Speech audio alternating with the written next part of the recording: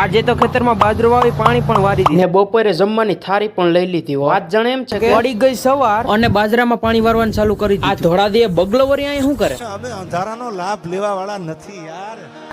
થોડુંક રહ્યું ત્યાં લાઈટ જ ભાઈ. હવે હું અને ભાઈ આપણી સ્પ્લેન્ડર લઈને નીકળી ગયા ગામમાં. પહોંચી ગયા ગામમાં અને ભાઈ મોહનભાઈ નો થાર ને ઉથમો નાખી દીધો. એટલે કે મંથાર ને ભાઈ ધ્યાન રાખજો.